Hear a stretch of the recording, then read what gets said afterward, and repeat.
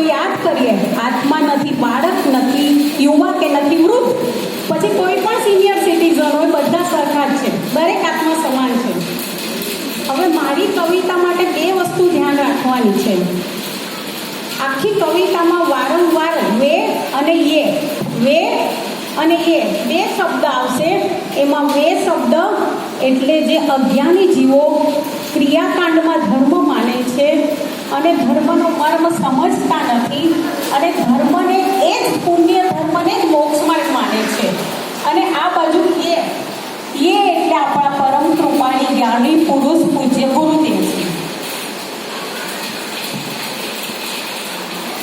वे मंदिरों में भगवान दिखाते ही रह गए, वे मंदिरों में भगवान दिखाते ही रह गए, ये घट घट में भगवान विराजमान करके चले गए.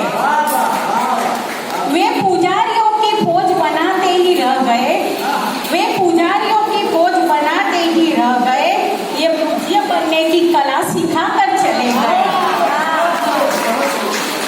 वे मंदिरों में जिनवाणी सजाते ही रह गए, वे मंदिरों में जिनवाणी सजाते ही रह गए. આજે પણ આપણે જોઈએ છીએ કે બધા મંદિરોમાં જીનવાણી સજાઓ પ્રતિયોગિતા ચાલે છે, પણ જીનવાણીને અંદર કોણે ઉતારી એ મહત્વનું છે. वे मंदिरों में जिनवाणी सजाते ही रह गए, ये सबको समय साथ सिखाकर चले गए, ये सबको समय साथ सिखाकर चले गए. वे मोक्ष मार्ग की विधि बताते चले गए, वे मोक्ष मार्ग की विधि बताते चले गए, ये भक्त को भगवान बताकर चले गए, भक्त को भगवान बताकर चले गए. वे पाप छोड़ा पुण्य को सिखाते ही रह गए, वे पाप छोड़ पुण्य को धर्म सिखाकर भी चले गए, ये पुण्य को भी हे बताकर चले गए, धर्म को भी हे बताकर चले गए. घबराया लोग पुण्य को भी हे जानकर, घबराया लोग पुण्य को भी हे जानकर, ये स्वानुभव को धर्म बताकर चले गए, ये स्वानुभव को धर्म बताकर चले गए. वे कर्म कांड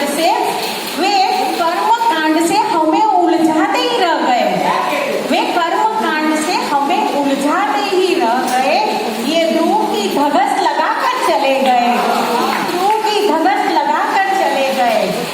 वे रागी देवों के चमत्कारों में ही कहते रह गए, ये रागी देवों के चमत्कार को ही कहते रह गए, ये चैतन्य चमत्कार सिखाकर चले गए, ये चैतन्य चमत्कार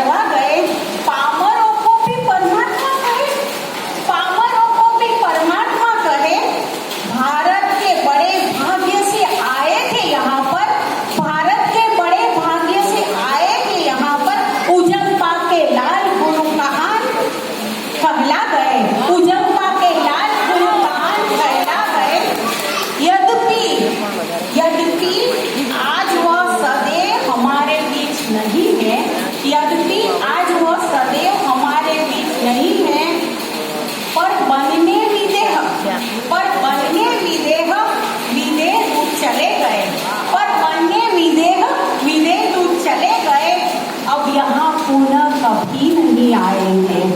अब यह